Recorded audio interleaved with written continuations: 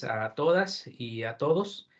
Vamos a comenzar esta actividad que se organiza en la Universidad Autónoma de Ciudad Juárez y su Instituto de Ciencias Sociales y Administración, mejor conocido como ICSA en corto.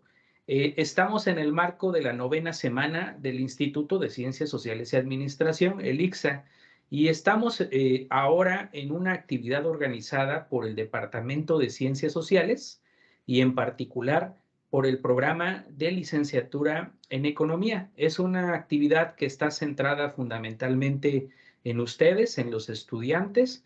Por supuesto, también está dirigida a los profesores y profesoras del programa, pero al final del día, el mensaje principal pues tiene que ver con ustedes. Y estática y dinámica, Walras, Higgs y Schumpeter, ya nos aclarará Juan, que es el experto en esta temática, es lo que hoy se va a presentar. Esta conferencia corre a cargo del maestro Juan Antonio Barraza Magallanes. Pues él es un destacado profesor.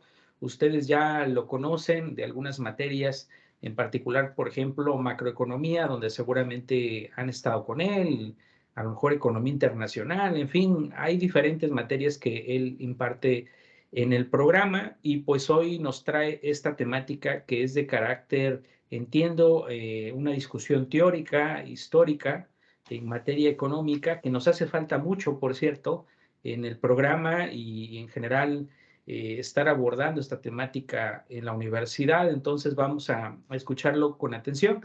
Para esto disponemos de 1 hora y luego vendrían sus participaciones de ustedes, que las pueden hacer a través del chat. Yo voy a estar muy pendiente del chat, así que si ustedes no quieren activar el micrófono y conversar, no hay problema. Pueden hacerlo a través del chat, pero si quieren hacerlo a través de su voz, pues adelante, pueden levantar la mano y se les concede la palabra para participar. Siéntanse en esa libertad. Como ven, el maestro Juan pues es una persona accesible, ya lo conocen varios, entonces la idea es escucharlos, ver qué opinión tienen sobre su presentación. Y pues, maestro Juan, muchas gracias por participar en este evento de la 9ª semana del ICSA y le cedemos la palabra. Yo igual ocultaré mi imagen para concentrarnos en la suya y en la presentación que haga. Bienvenido entonces y gracias por esta oportunidad de escucharte. No, al contrario, muchas gracias, doctor. Muchas gracias a usted, al doctor Ramsés y a los organizadores del evento también que aceptaron ahí mi conferencia. Pues nada, primero para empezar tengo que decir que pues este trabajo es parte de mi tesis doctoral, es de lo último que he estado haciendo.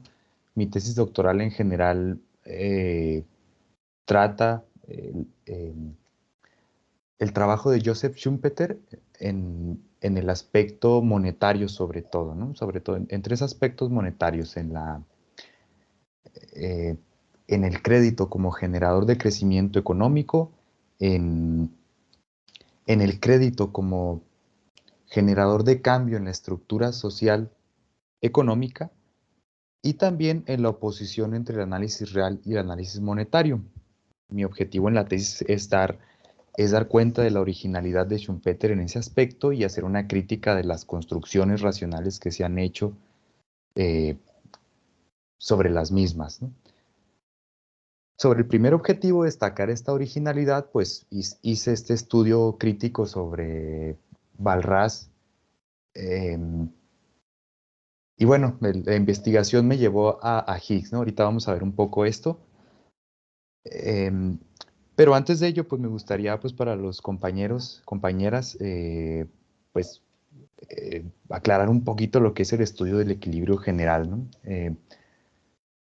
Ustedes saben, en microeconomía, pues estudiamos las decisiones de los agentes individuales, ¿no? Por un lado, los consumidores toman sus decisiones óptimas sobre lo que compran en el mercado y lo que venden en el mercado de trabajo.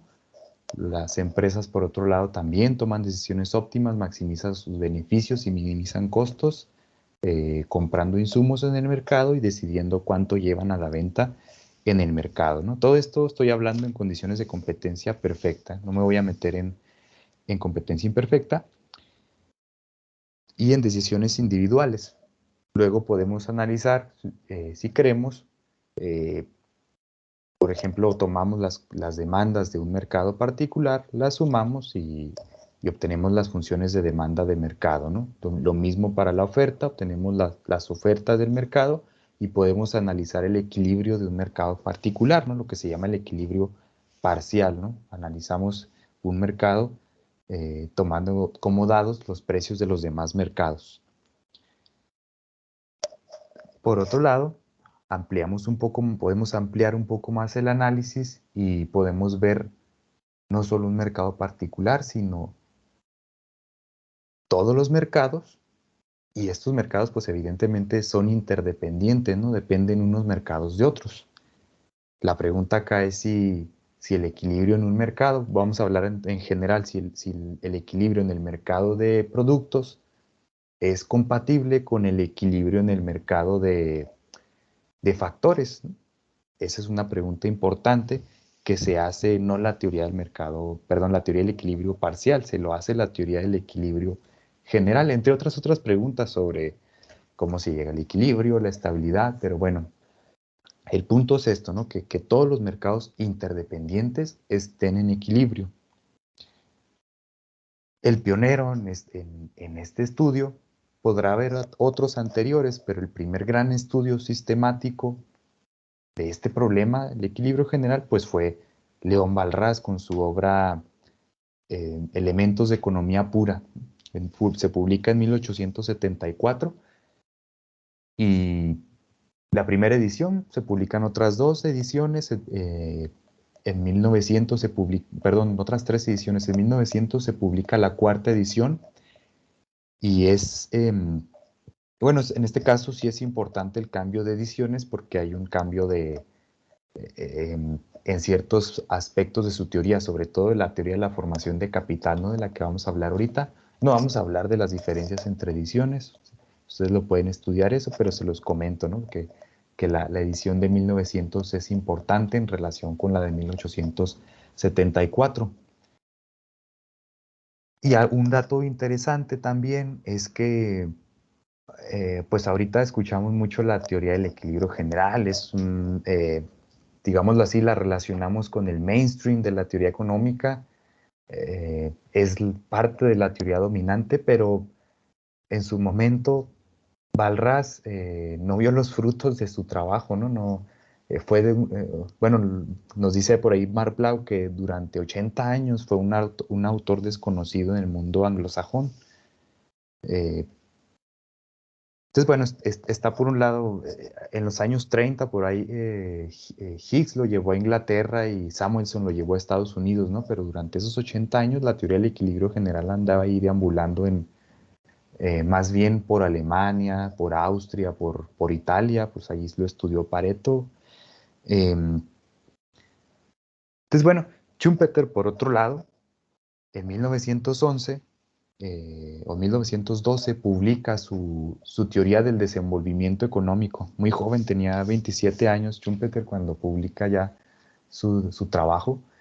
Y bueno, eh, él estaba dentro de de ese grupo que, eh, bueno, él nació en lo que ahorita es República Checa, ¿no? Schumpeter, entonces estaba dentro de ese ambiente. Él leía a los economistas alemanes, leía a los economistas austriacos, fue alumno de von Bauer, fue compañero de Rudolf Hilferding, autor marxista. Entonces, era un ávido lector de todos estos autores que no llegaban al mundo anglosajón. Leyó a Wicksell en sueco. Entonces, era todo un erudito. Entonces, Schumpeter, a diferencia de otros autores, pues ya tenía una valoración del trabajo de Walras. No lo dice en la primera edición de la teoría del desenvolvimiento, pero sí en 1934 nos dice que para él Walras era el economista más brillante, ¿no? De la historia. Entonces, ahí, con esta frase, lo que quiero llegar es que se nota la admiración que tenía Schumpeter por León Walras, ¿no? Le tenía mucho respeto. Em, por un lado, ¿no? Esto ya lo dice Schumpeter ¿cómo se llama? Hay un libro que se llama Los 10 grandes economistas y ahí está Balras y ahí lo dice y también lo dice en su historia del análisis económico. Pero bueno, em, en el prefacio, la primera edición japonesa de la teoría del desenvolvimiento, ahí es donde Schumpeter nos indica no solo la admiración a Balras, sino ya una inspiración teórica, ¿no? Dice Balras, mis dos grandes inspiraciones en mi teoría del desenvolvimiento son, eh, por un lado Balras y por otro Marx, ¿no? Marx por su estudio del movimiento de la sociedad capitalista, ¿no? Marx quería estudiar el movimiento de la sociedad capitalista, quería ver las leyes bajo las cuales se mueve, ¿no? Entonces, eh, por ahí apuntaba Marx a una teoría, digámoslo así, del movimiento endógeno de la sociedad capitalista. Eso aspiraba a Schumpeter, ¿no? Pero no me detengo en esto. La inspiración que tenía de Balras era eh, el hecho de que justo hizo un estudio de la interdependencia de los mercados, ¿no? Y la interdependencia de las magnitudes económicas, ¿no? Para él ese fue el gran mérito de Balras, ¿no? Poder hacer este estudio general, lo más ampliado, ¿no? La interdependencia de los mercados. Y para él, pues, es una teoría bellísima, ¿no? La teoría del equilibrio general. Sin embargo, esta admiración, esta inspiración teórica no le impidió tomar distancia de Balras. Y aquí es donde el punto de partida, digámoslo así, de su teoría del desenvolvimiento económico. Y también el punto de partida de nuestra conferencia, ¿no?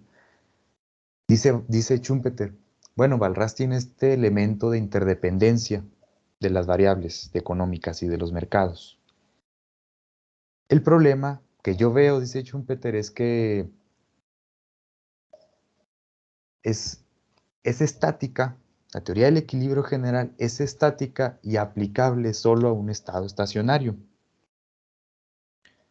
Entonces, esa es la crítica que le hace, ¿no? Y de hecho, bueno, comenta Schumpeter en esa misma introducción, no solo lo sé, dice, él mismo me lo dijo en una reunión que tuve antes de que muriera, ¿no? Parece que se reunieron por ahí Balras muere en 1910 y por ahí se reunieron en 1909, 1908 y le dijo justo eso, ¿no? Que la vida económica es esencialmente pasiva y que solamente se adapta a los cambios externos, ¿no? No sabemos si sea cierto esa de la reunión, porque esto lo dice Schumpeter, ¿no? Pero bueno, es esta idea del estado estacionario o del carácter estático de la economía. Em, entonces, bueno, en principio yo me hice esta pregunta, ¿no? De que pareciera ser que la estática y la dinámica son conceptos claros en teoría económica. Cuando estuve investigando, pues no parece que estén tan claros, ¿no? Porque de hecho mi idea antes de meterme a esta investigación, pues era justo que eh, una economía estática para mí era aquella que no se mueve y una economía dinámica aquella que está en movimiento, que está en crecimiento económico, ¿no? Una economía dinámica. Y bueno, se encuentra uno que no, ¿no? Que una cosa es una economía que crece, otra que no crece. Una cosa muy diferente es el método, ¿no? El método estático y el método dinámico. Hay un poquito ahí de ambigüedad en las palabras, ¿no? De hecho, el mismo Arrow y Hahn, en su teoría del equilibrio general competitivo, desechan estas palabras por ser ambiguas, ¿no? Dicen, bueno, no vamos a usar ni la palabra dinámica ni estática porque generan mucha ambigüedad eh, dentro del mundo de la teoría económica. Entonces, bueno, ahí depende, ¿no? Ahí está el debate. Todavía estoy viendo la especificidad de estos conceptos, pero bueno, mi pregunta fue entonces, ¿en qué sentido es estática la teoría de Balras, ¿no? Porque, y no solamente no termina allí esta advertencia de Schumpeter, porque nos dice, bueno, sí, es estática y aplicable a un estado estacionario. Dice, Balras podrá haber hecho un estudio del crecimiento de la población y del crecimiento del capital, como una excepción, dice, pero no es una buena teoría del desenvolvimiento económico. Algo, palabras más, palabras menos, nos dice Schumpeter. Entonces, bueno, estaba para mí la pregunta, ¿en qué sentido es estática la teoría de Walras? Y también, ¿será estática en un sentido moderno de la teoría? Y, y bueno, en este caso, el autor moderno que yo elegí estudiar, quisiera ver otros autores, pero el que estuve trabajando para evaluar lo de Walras, pues fue Higgs, ¿no? El trabajo de Valor y Capital, que es un libro relativamente viejo, de 1939 se publica, pues ya tiene todos los elementos de lo que es la teoría moderna del equilibrio general. Em, y bueno, y también me llamó la atención en la obra de Higgs, porque justo él es un autor que aborda explícitamente el método estático y el método dinámico, ¿no? De hecho, su obra se divide en esos dos métodos, ¿no? El método estático, que es prácticamente lo que vemos bueno, más o menos, ¿verdad? Obviamente con más complejidad, pero lo que vemos en los manuales de microeconomía. Y ya el método dinámico es algo más avanzado. eh, Entonces, bueno, por eso decidí estudiar en este caso a Higgs. Bueno, en este contexto, el objetivo de mi investigación o de esta conferencia también, pues, es hacer, en este caso, una comparación del papel que desempeña la introducción del tiempo en el análisis de Higgs y Walras. ¿Por qué el tiempo? Porque el tiempo tiene que ver con la diferencia de estática y dinámica, sobre todo en el caso de Higgs. Ahorita lo platico.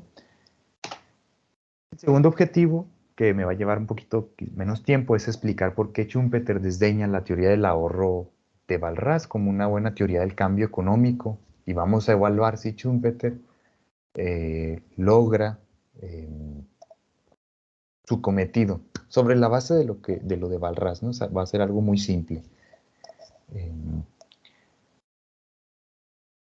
ok, entonces, bueno, para comenzar, quisiera presentar la oposición que hace Walras justo entre la estática y la dinámica. ¿Qué es para él esta oposición o esta diferencia de métodos? Dice, el punto de vista estático, le llama él, es en una economía en la que se establece el equilibrio, ¿no?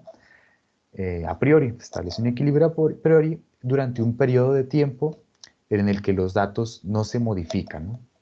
Los datos del problema no se modifican. ¿Qué son los datos del problema? Pues son en el caso de la teoría del equilibrio general, pues son los gustos y preferencias de los agentes, son constantes las técnicas de producción de los productores y también es constante o la distribución del ingreso no cambia entre los individuos, ¿no?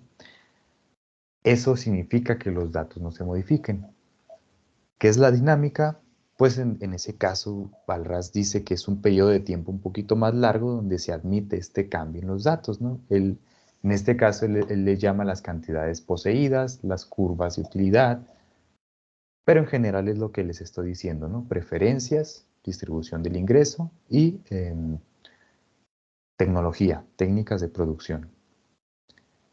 Entonces, en ese caso, como los datos cambian las preferencias, cambia la tecnología, el equilibrio de hoy va a ser diferente del equilibrio de mañana. Eh, o lo que le dice él, ¿no? Un equilibrio móvil o un equilibrio variable. Esta presentación entre estática y dinámica, pues sobre todo esta presentación de la dinámica recuerda mucho el método del equilibrio temporal de Marshall, perdón, de Higgs, el método del equilibrio temporal. Pero bueno, antes de pasar a eso, déjenme platicarles un poquito en general lo que es la teoría de Walras, ¿no? O un poquito, vamos a platicar un poquito de ciertos conceptos. Para Walras existen dos tipos de bienes, en general dos tipos de bienes. El primero es em, un bien ingreso. Un bien ingreso es aquel bien que no permanece después del primer uso. Puede ser el pan, puede ser cualquier alimento, puede ser alguna materia prima que después de utilizarla ya se esfuma económicamente, ¿no? Económicamente porque dice él, por ejemplo, el hilo de la ropa, pues sí, se utiliza el hilo como una materia prima para poder hacer una camisa o un suéter. Y el hilo permanece en el suéter, ¿no? Obviamente, no desaparece. pero sí desaparece económicamente porque ya no puede ser utilizado nuevamente, ¿no? Entonces, son bienes ingreso, no sobreviven más allá de su primer uso. Por otro lado están los bienes de capital. Los bienes de capital pueden ser un automóvil, un parque, una casa, un edificio, un tractor, una máquina, eh, todo aquel bien que puede generar un flujo de servicios en el futuro. Esos son bienes de capital para Balraz. La tierra y el trabajo son bienes de capital particulares porque generan flujos de servicios en el futuro, tanto la tierra como el trabajo. Pues bueno, sobre la base de esta clasificación que hace Balraz, pues más o menos va construyendo su teoría del equilibrio general desde un nivel de complejidad bajo, que viene siendo su teoría del intercambio, o la teoría del intercambio puro, ¿no? Donde los agentes solamente no producen nada, solamente tienen cosas y van y las intercambian en el mercado. Intercambian y las consumen hasta ahí, ¿no? No, nada más complejo. Luego viene su teoría de la producción, que es la más famosa, ¿no? Su teoría de la producción, o sus teorías del intercambio, su teoría de la producción son lo que más se ha trabajado. Y en la teoría de la producción ya hay un proceso de producción en el que se transforman servicios y materias primas en productos.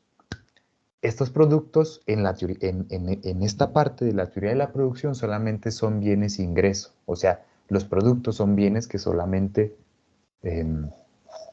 sobreviven más allá, perdón, no sobreviven más allá de su primer uso, ¿sí? Es decir, no se producen bienes de capital en la teoría de la producción. Y pues así hace él su teoría de los precios en este contexto, ¿no? Establece su sistema de ecuaciones, muestra las condiciones de equilibrio.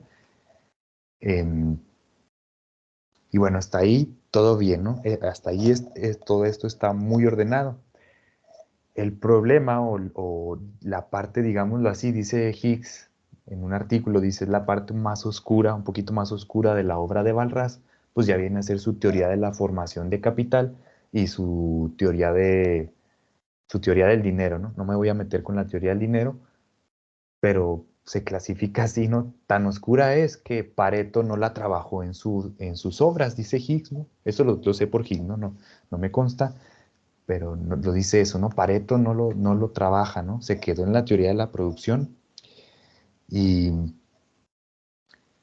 por qué? Déjenme les platico un poco a qué viene. ¿Qué significa la teoría de la formación de capital? Pues acá ya se admite la producción de nuevos bienes de capital. Y también un mercado de bienes de capital, porque déjenme regreso a la producción. En la teoría de la producción sí existen bienes de capital, pero no se producen.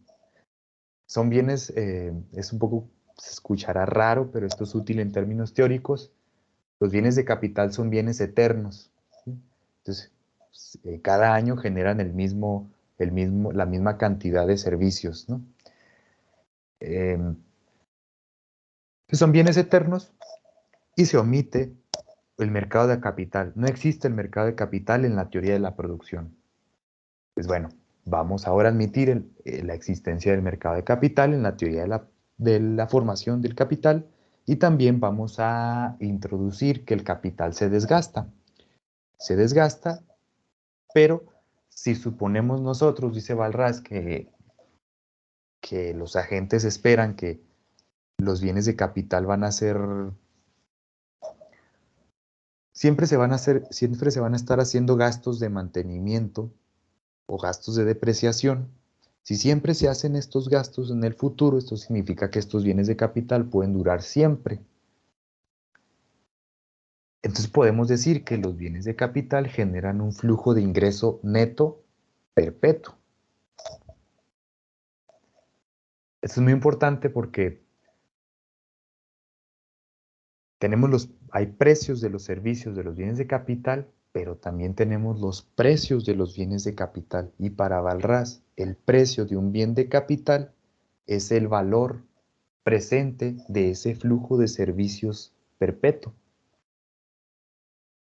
Y bueno, el precio del bien de capital, pues sería en este caso ese ingreso. Si aplicamos la fórmula de matemáticas financieras de una perpetuidad, pues es el valor presente del capital, pues viene siendo el cociente entre el ingreso neto y la tasa de interés.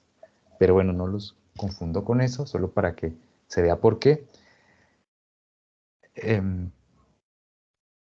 por un lado están ahí los precios del capital. Entonces, les platico esto. Y también, a su vez, el precio de los bienes de capital se define así, pero también se tiene que cumplir la condición, como cualquier bien, que su precio tiene que ser igual al costo unitario de producción. Porque para Walras ya se descartó esa idea, pero para Walras en competencia perfecta los beneficios son nulos. Se le establece en sus ecuaciones pues una igualdad entre el precio de producción y el costo unitario. Entonces, bueno, hasta ahí tenemos, les doy ese pequeño background para que vean de lo que se trata la teoría de Walras. Vuelvo a esta oposición entre estática y dinámica. Les había comentado que la dinámica, esta cuestión de que el equilibrio es móvil según se modifiquen los datos del sistema. Si el equilibrio es móvil, pues nos recuerda un poco al método del equilibrio temporal de Higgs. Que el método del equilibrio temporal de Higgs justo es eso, bueno, él utiliza el método de la semana, ¿no? De que el lunes por la mañana todos se reúnen en el mercado, todos negocian y a través de un proceso de tanteo se forman los precios de equilibrio, ¿no? El lunes por la tarde ya se arreglaron todas las transacciones y lo que queda por hacer en toda la semana es simplemente entregar los bienes, ¿no? Se dan las entregas. Los contratos se establecen el lunes y durante toda la semana se hacen las entregas a los precios establecidos de equilibrio. Se viene la siguiente semana, hay datos diferentes, cambiaron las asignaciones o cambiaron las preferencias, lo que sea, se determina un nuevo vector de precios diferente, ¿no? Precios diferentes, tenemos un equilibrio diferente. Por eso les digo que suena esto al equilibrio temporal de Higgs. Sin embargo, hay diferencias, ¿no? Y es a lo que quiero llegar en esta conferencia. Hay diferencias entre los dos métodos. Entonces, vamos a ver primero que en la parte de estática, ahí tenemos a Joseph Schumpeter, en la parte de estática, el tiempo tiene un papel en Walras. Entonces, el tiempo está presente en la estática de Walras porque les dijimos, la estática es un periodo de tiempo, lo suficientemente pequeño, pero es un periodo de tiempo en el cual los datos no cambian. Pero el tiempo está presente en el método estático. Esto es muy importante para lo que nos va a decir Walras después sobre la teoría de la formación de capital. Entonces no lo pierdan de vista. El tiempo está presente. ¿Por qué? Por el lado de que el precio de los bienes de capital, por definición, el tiempo está presente en esa definición porque pues es el valor presente de un flujo de servicios. El valor es un valor, ¿cómo decirlo? Está calculado a precios esperados, ¿no? Porque los agentes solamente saben el precio de hoy, pero no saben los precios de mañana ni de pasado mañana. Sin embargo, tienen que calcular el valor de ese flujo de servicios, ¿no? Está por ese lado, es una cara de la moneda. La otra cara de la moneda es la teoría del ahorro de Walras. Esta teoría del ahorro es una teoría de la demanda de la mercancía E. ¿Qué es la mercancía E en Walras? Es una mercancía abstracta que simplemente lo que nos dice es que los agentes demandan el ingreso neto derivado de los bienes de capital que poseen o que compran en el mercado. El ingreso neto. O sea, a los agentes no les importa si compran un tractor o si compran un edificio o si compran cualquier otra herramienta de otro bien de capital. Lo que les interesa es que ese bien de capital es de un rendimiento neto, ¿no? En condición de equilibrio general, pues las tasas de rendimiento neto de todos los bienes de capital tienen que ser las mismas, ¿no? Porque si no son las mismas, pues las demandas se van a ir hacia los bienes que tienen la tasa de rendimiento neto más alta. Por eso se construye Balras esta mercancía E en lugar de poner todas las demandas de bienes de capital. Dice, no importa cuáles bienes de capital compren, lo que importa son los rendimientos, ¿no? Y esta es la manera en que él expresa eh, esa idea, ¿no? Y en cierta forma simplifica un poco su análisis. ¿Por qué? Porque en lugar de que las funciones de demanda de los bienes, de que las demandas de los bienes dependan de los precios de todos los bienes de capital, pues Balras hace que la demanda dependa solo del precio de la mercancía E y se simplifica mucho la función tanto la función de demanda como la función de utilidad de los agentes, ¿no? Eh, entonces, bueno, la idea general es que en cada fecha los agentes compran bienes de ingreso, pero también compran bienes de capital. Esta compra de bienes de capital implica ingresos mayores en el futuro. Entonces nos dice Balras una frase muy, muy padre, muy, muy interesante. Nos dice, aunque la economía es progresiva o está en expansión, permanece estática por el hecho de que los nuevos bienes de capital no desempeñan un papel hasta el periodo siguiente. Entonces los datos en este caso no se están modificando, no hay, se compran bienes de capital, pero esos bienes de capital no se van a usar hasta mañana o hasta el año que viene, ¿no? Eso visto así entra en la definición de Balras del método estático. Entonces jugando un poco ahí con la ambigüedad de las palabras, Balras estudia una economía dinámica a través del método estático. Eh, y de esto, adivinen qué autor se da cuenta de todo esto, pues nada más ni nada menos que Schumpeter, ¿no? Nos dice Schumpeter, Balras, por supuesto, dice, se dio cuenta de que con un ahorro positivo la economía no era estacionaria, ¿no? Ya no era estacionaria como si lo era en la teoría de la producción, ya es una teoría en expansión. Estacionaria significa que en todos los periodos se produce lo mismo. Cuando ya no es estacionaria, la economía crece, ¿no? La producción en general crece. Entonces, él también se dio cuenta, dice, de que la economía podía ser estática, ¿no? La economía podía ser estática si las propensiones a ahorrar y las propensiones a consumir permanecían sin cambios, ¿no? Esta idea de las propensiones no es otra cosa que decir que si las preferencias se mantienen constantes, si no se modifican las preferencias, pues no tienen por qué modificarse los datos perdón, los precios, ¿no? Durante el periodo. Quizás mañana tengamos un vector de precios diferente, pero hoy no. Y podemos estudiar el periodo de hoy tranquilamente con el método estático. Y Schumpeter lo percibió rápidamente, ¿no? Esta cita es de la historia del análisis económico, en el estudio de Balras, de Schumpeter, ¿no? Entonces, bueno, aquí estamos viendo, pues, nos regresamos un poquito a lo que decía Schumpeter de que la economía balrasiana es estática y aplicable solo a un estado estacionario. Está hablando Schumpeter justo en los términos de Balras, ¿no? Es una economía estática y aplicable a un estado estacionario. Hay excepciones donde esta economía estática se aplica a una economía dinámica, ¿no? Este método estático se aplica a una economía dinámica en el sentido de que es una economía que está variando, ¿no? Que se está moviendo, que se está expandiendo.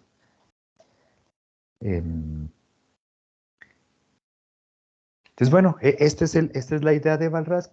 ¿Qué es lo que nos dice Higgs? Bueno, Higgs le diría a Balras, no señor, si usted está considerando el tiempo, pues en este caso los agentes están decidiendo, cuando introducimos el tiempo en un modelo, Estamos diciendo que a los agentes no nada más les concierne el consumo presente, sino que también les concierne el consumo del futuro, consumo en fechas futuras según cuál sea su horizonte temporal.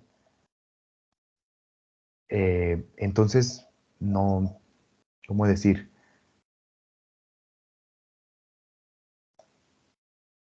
Como a los agentes, perdón, les concierne el consumo en el futuro, también les preocupa qué recursos van a tener en el futuro.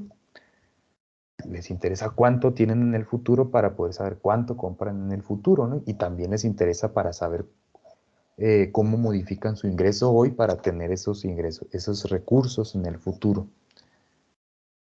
Por todo eso, evidentemente, si los agentes quieren saber cómo van a ser sus recursos en el futuro, deben saber también los precios que van a hacer en el futuro, ¿no? Pero no lo saben, no saben los precios que van a hacer en el futuro. Entonces, como no saben los precios que van a haber en el futuro, lo que hacen es evaluar sus decisiones a través de precios esperados. A través de los precios que esperan hoy, ellos pueden hacer un cálculo estimado de los recursos que van a tener mañana y también pues tomar sus decisiones de demanda de hoy para tener los recursos mañana y pasado mañana también, ¿no? Según con cuántos periodos sea su vida, ¿no? Entonces, bueno, esa es la idea, ¿no? Los planes, su consumo presente y futuro, tenemos expectativas sobre los precios de los bienes. Entonces, visto así, podríamos reprocharle a Balras que no toma en cuenta el carácter intertemporal de las decisiones de los agentes. Pero ahora sí que, como decía un profesor en el posgrado, la respuesta en este caso, el reproche, ¿se le puede reprochar? La respuesta es sí y no. ¿En qué sentido sí y no? Bueno, no se le puede reprochar en el sentido de que, bueno, en la teoría de la producción, aquí se va a desglosar toda la información de las dos teorías, pero en la teoría de la producción les había dicho que se suprime el mercado de bienes de capital y se supone también que los agentes consumen inmediatamente los bienes que adquieren en el mercado. Entonces, es imposible que estas dos hipótesis hacen imposible que los agentes modifiquen sus recursos futuros o sus ingresos futuros. No pueden modificar sus ingresos para mañana. Entonces, bueno, en ese sentido, los agentes pueden esperar que los precios van a subir o que los precios van a bajar o que los precios van a permanecer constantes. Cualquiera que sea su expectativa, no pueden hacer nada, porque no pueden hacer nada con sus ingresos de mañana ni de pasado mañana. No los pueden modificar. Y esto resulta en que los únicos precios importantes para las decisiones de los agentes en la teoría de la producción, pues son los precios corrientes, los precios del mercado, los precios del periodo establecido. Esto es muy interesante porque, bueno, para Higgs, bueno, la diferencia entre estática y dinámica en Higgs, a diferencia de Walras, es que en la estática el tiempo no está presente para nada, ¿no? Todo esto que les dije de que los agentes planean sus recursos en el futuro es un estudio dinámico, porque los agentes están enfrentados a una decisión intertemporal. Y nos dice Higgs que en un estado estacionario, una economía solo puede estar en estado estacionario si, entre otras cosas, los precios esperados son iguales a los precios corrientes, ¿no? A los precios de hoy. Es decir, no se espera que los precios cambien. En ese sentido, solamente se puede mantener el estado estacionario. Pero acá en Balras no sucede así. Tenemos un estado estacionario donde no necesitamos supuestos acerca de las expectativas sobre los precios. No se necesitan, ¿no? Porque no son importantes. Solamente son importantes los precios corrientes por las dos hipótesis que les comento. Y bueno, en la teoría de la producción, las fechas no están, las magnitudes, perdón, no están fechadas. No están fechadas en la teoría de la producción porque las magnitudes que tenemos en la teoría de la producción pueden corresponder a hoy, a mañana, a hace 100 años, no importa, corresponden a cualquier periodo de tiempo porque es un estado estacionario. Ahora vámonos a la teoría de la formación de capital. Ahí sí ahí las expectativas sí desempeñan un papel, pero no como en Higgs, porque, como les digo, en Higgs desempeñan un papel porque los agentes anticipan sus restricciones presupuestarias en el futuro. En el caso de Walras no es así. Como ya vimos, en el caso de Walras son importantes las expectativas justo porque para definir el precio de los bienes de capital, ¿no? Se espera un precio para los servicios de los bienes de capital y así se calcula el flujo de ingresos que generan estos bienes de capital. Entonces es el único papel que tienen las expectativas. Los agentes tienen expectativas sobre los precios de los servicios de los bienes de capital, pero no tienen expectativas sobre los precios de los otros bienes, los bienes y ingresos, los que no sobreviven más allá de su primer uso. Sobre esos no se preocupan los agentes.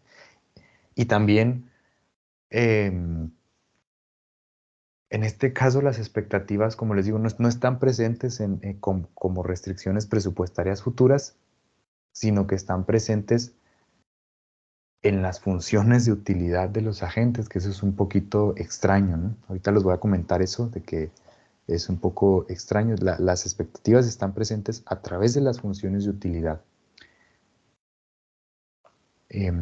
Pues creo que sí, ya terminé con esta parte y vámonos ahorita con la crítica que hace Patinkin, ¿no? Justo, Patinkin le hace una crítica a Walras en el sentido de que la mercancía que está en la función de utilidad de los agentes, esa mercancía que les digo que no es más que, no es más que una demanda de ingreso neto de los agentes, es una demanda de ingreso neto derivado de los bienes de capital que poseen o que compran en el mercado. Eso es la mercancía E. Pero a Patinkin no le gusta, no le gusta esa hipótesis y dice, bueno, ni siquiera Walras nos da un intento de explicar de qué se trata la introducción. ¿Qué significado económico tiene la introducción de esa mercancía en la función de utilidad? No nos dice mucho. Entonces, bueno, yo también ya venía pensando eso, ¿no? Es muy raro en relación con la economía moderna, esta mercancía. Y de hecho me puse a pensar, me puse a reflexionar y esta mercancía pues tiene que ver o solamente se puede entender en el caso en que los agentes tienen incertidumbre acerca de sus gustos. No saben cómo van a cambiar sus gustos mañana, entonces no se les puede asociar una función de utilidad intertemporal como si lo hace Higgs, ¿no? En el caso de Walras, a pesar de que los agentes toman decisiones acerca del futuro, lo que maximizan es una función de utilidad corriente, ¿no? Una función de utilidad de hoy. Eso bueno, es muy peculiar si lo viéramos hoy a la luz de la teoría moderna, es muy peculiar, ¿no? Es un estudio muy peculiar. Se toman decisiones intertemporales, pero a partir de una función de utilidad corriente, ¿no? No es intertemporal. Y bueno, lo que yo pienso es que se puede pensar en el caso de Walras que es una economía en la que los consumidores no saben cómo van a cambiar sus gustos, pero lo que sí saben es que necesitan de un ingreso futuro para atender cualquier demanda positiva que tengan en el futuro.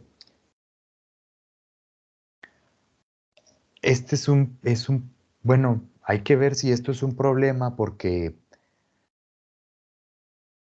si nos vamos a la teoría económica moderna, no sé si los compañeros se acuerden, en la teoría microeconómica, pues un aspecto fundamental para la racionalidad de los agentes, pues es que las preferencias sean completas, ¿no? Completas, transitivas y de convexidad, estrictamente convexas, ¿no?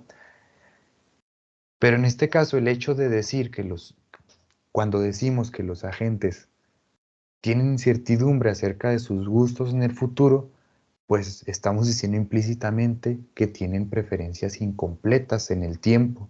Sus preferencias intertemporales son incompletas. Tengo una pregunta, no la he contestado. ¿Se puede estudiar la maximización de la utilidad cuando las preferencias son incompletas? No tengo respuesta, no he llegado, bueno, no he revisado si hay autores o si sea un absurdo, no tengo idea, ¿no? Hay que ver si se puede estudiar, porque si no se puede estudiar así, esto implica que este aspecto peculiar de Walras, pues no tendría un sentido y justo la crítica de Patinkin sería cierta. Pero si existe esta posibilidad de estudiar maximización de la utilidad con preferencias incompletas, pues sería pues una revaloración del trabajo de Walras, ¿no? Entonces, bueno, ahí tengo ese pendiente, ¿no? Esa agenda de investigación que no la he terminado. Y bueno, otro punto que hay que decir sobre la teoría de la formación de capital, pues es que, así como en la teoría de la producción, Walras le pone la misma fecha a a las variables, ¿no? A pesar de que en cada periodo las magnitudes no son las mismas. En cada periodo no son las mismas. Y si en un periodo el mercado asignó, bueno, determinó ciertos precios y asignaciones, eh, de manera que las personas compraron bienes de capital, pero muy probablemente en el futuro no vayan a ser las mismas los precios y asignaciones que se determinen y tampoco los datos, ¿no?, de ese periodo. Sin embargo, Walras no le pone fecha. Yo creo que esto se justifica, a mí me parece que se justifica que no se ponga fecha, porque lo que interesa a Walras no es tanto, pues como él dice, no es un estudio propiamente dinámico, porque no le interesa ver cómo evolucionan las variables en el tiempo, lo que le interesa ver son las propiedades del equilibrio en un periodo determinado, el equilibrio general en un periodo determinado. Él establece las condiciones, ya sea solo para bienes de ingreso o ya sea también para bienes de capital. De hecho, esta teoría de la formación de bienes de capital, les comento, pues justo atiende a esa necesidad de Walras de tener una teoría de los precios, una teoría del equilibrio general, ¿no? Si él se quedaba en la teoría de la producción, pues su tarea no iba a estar completada simplemente por esa categorización que él hizo de los bienes, ¿no? En la teoría de la producción no están los precios de todos los bienes porque no hay un mercado de bienes de capital. Su teoría del valor, su teoría de los precios tiene que abarcar también, tiene que abarcar los precios de todos los bienes y eso implica los precios de los bienes de capital. Pero justo para los precios de los bienes de capital, pues ya ahí implica un mayor papel del tiempo, ¿no? Como ya lo dije. Entonces, bueno, no hay necesidad de introducir las fechas de las variables porque lo único que se preocupa es por las propiedades del equilibrio. Lo que sí hay que tener siempre en mente es que, a diferencia de la teoría de la producción, las magnitudes no corresponden a todos los periodos. Esa es la idea, ¿no? Las magnitudes no corresponden, no son las mismas en todos los periodos, son diferentes. Eso hay que tenerlo en cuenta porque es una economía en expansión o en progreso, como dice Walras. Y bueno, finalmente vamos a hablar un poquito de lo que nos dice Schumpeter, ¿no? La crítica que hace a Walras.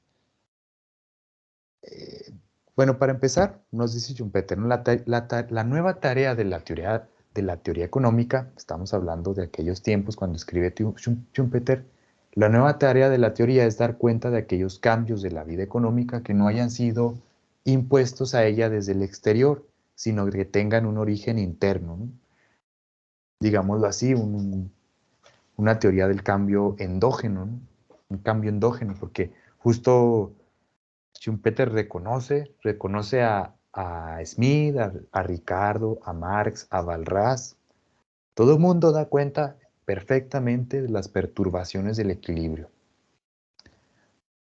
Pero esas perturbaciones son ocasionadas por cambios en los datos, por catástrofes naturales, por guerras, por pánico psicológico de la gente, dice Walras, ¿no? Perdón, Schumpeter. pero esos son cambios externos, ¿no? No es,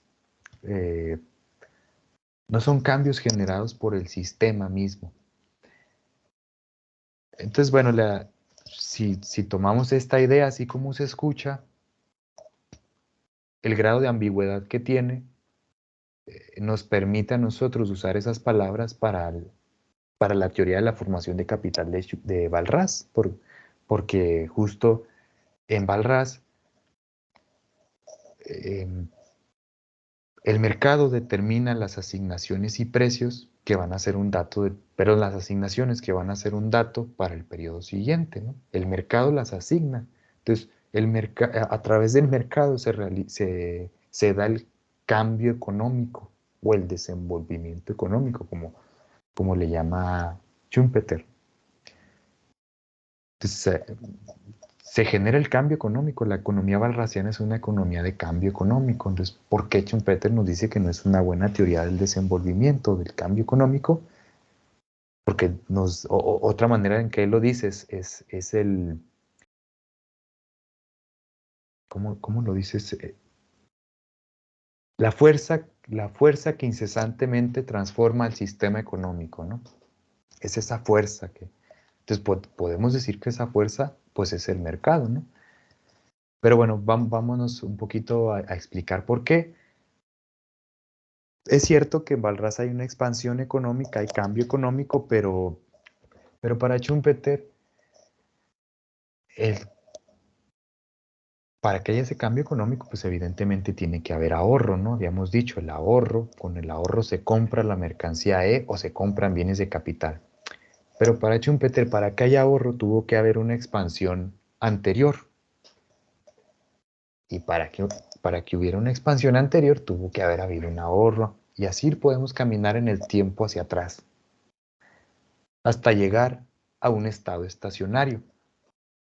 En ese punto, la economía, ¿cómo se expande? ¿Cómo se expande? Nos preguntaría Schumpeter. ¿Cómo se expande en un estado estacionario si ya no puede haber un ahorro?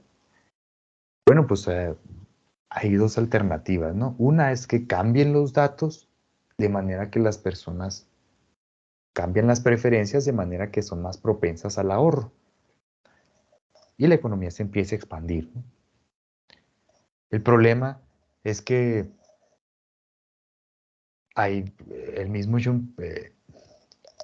ese cambio, esa expansión se debe a un cambio en los datos, que de nuevo es un cambio exógeno y pues, tiene que ver con lo que ya explicaban los clásicos y no cambia la cosa, no tiene que ver con ese cambio económico que se genera internamente, como lo quiere explicar Schumpeter. Él quiere explicar el tránsito, la transición del estado estacionario, lo que él le llama la corriente circular, al crecimiento económico sin que el cambio sea por una modificación de los datos. Entonces, no se admite ese caso que dijimos, ¿no? ¿Cuál es la otra alternativa?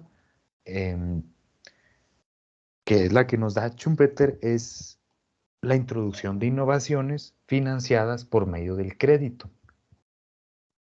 Y bueno, aprovecho para decir, este es un aspecto muy importante para mi tesis porque el crédito, muchos autores se van y estudian la parte de las innovaciones y es justo, ¿no? Es decir, las teorías del crecimiento endógeno, ¿no? Que estudian esta parte de la innovación tecnológica.